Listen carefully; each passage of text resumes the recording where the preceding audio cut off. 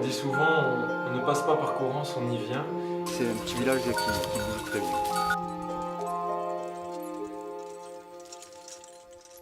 C'était un pari osé. Il y en a beaucoup qui nous ont dit attention, vous êtes fous, vous ne savez pas dans quoi vous envoyez de passer en agriculture biologique.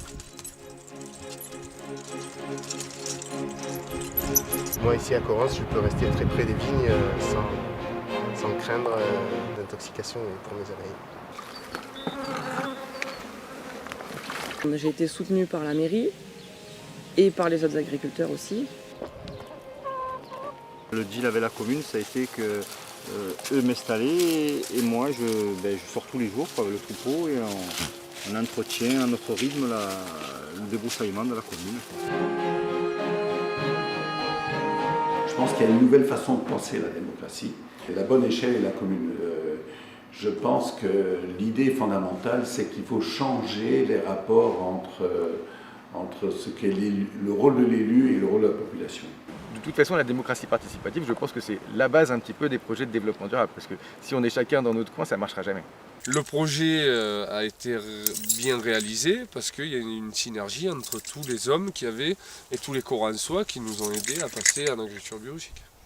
Je crois beaucoup au modèle de dire que cette agriculture vertueuse, où il y a des paysans qui décident de plus soigner la plante, mais de faire une plante qui ne soit pas capable de ne pas empoisonner la personne, ce qui est fondamental, qui est une autre approche des choses, eh bien ça, cette dynamique-là, sur le territoire, elle est vertueuse et elle impacte une dynamique sociale beaucoup plus importante, beaucoup plus large que le monde paysan.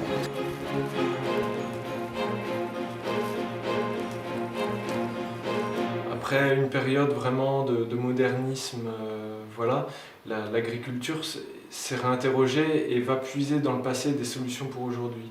Et je pense que dans ce qu'on appelle donc les nouvelles musiques traditionnelles, les musiques du monde, dans ces cultures, il y a vraiment une richesse incroyable, des savoirs incroyables, des modes de vivre ensemble qui sont vraiment fabuleux.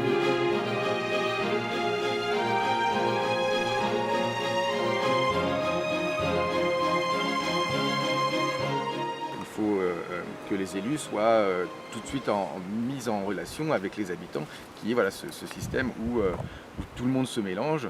Par exemple, pour la cantine bio, il faut intégrer tout le monde. Il faut intégrer les parents d'élèves, les instituteurs, le personnel cuisinier, les élus forcément. Et ça, c'est valable pour tous les projets qu'on peut mettre en place. Il y a une volonté, je pense, déjà des agriculteurs, mais aussi des villageois. Oui, c'est envie de bien faire, quoi. Faire les choses comme il faut. En essayant de respecter tout le monde. Les habitants se connaissent plus, du coup il y a vraiment une cohésion qui se fait au sein de la population, qu'il est plus facile de retrouver dans des petites communes rurales que dans des grosses communes où voilà, l'individu prime d'abord et on ne se connaît pas entre voisins, alors qu'ici tout le monde se connaît.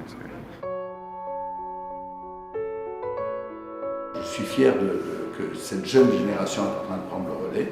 La vision du monde, on la partage vraiment ensemble sur la manière de fonctionner, l'esprit de tolérance, l'esprit de respect des autres, l'appréhension de sa société dans sa globalité et d'une vision très écologique des choses.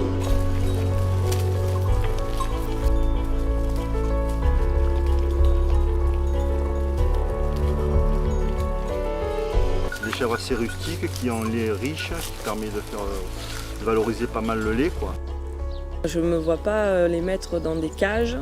Donc voilà, elles sont dehors, elles sont en plein air, toute la journée, tous les jours. Et ça fait partie, oui, du souci du bien-être animal, quoi, tout simplement.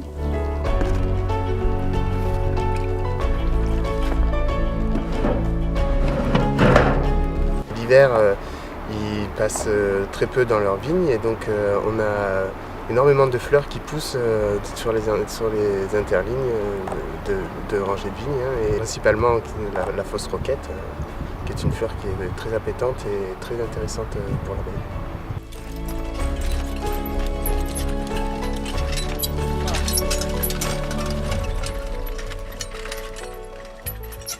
Il faut qu'elles soient rentables, nos exploitations. C'est bien de protéger l'environnement, d'avoir la biodiversité, mais si derrière on n'a pas une exploitation qui est rentable, il n'y a aucun intérêt. D'être un petit producteur, c'est compliqué, mais du coup on a le soutien Donc des autres agriculteurs, mais aussi des clients. Il y a les gens, ils sont chercheurs, demandeurs de produits de qualité. Puis comme on fait de la vente directe et sur des petits circuits courts, on va dire, du coup on a le retour des gens, ce qu'ils en pensent et qui du coup nous soutiennent et ça motive pour continuer. On ne serait que continuer déjà.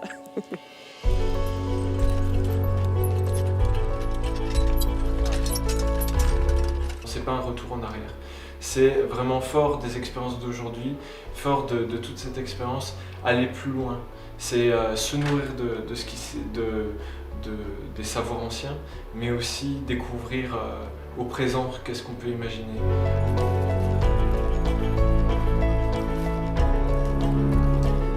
Je me suis basé sur Correns pour essayer d'améliorer ce qui s'était fait à Correns, mais c'est surtout voilà, de faire miroiter ce qui se passe à Correns et d'essaimer. Pour moi, la réussite, c'est que dans 10 ans, ça continue et que je ne sois plus là.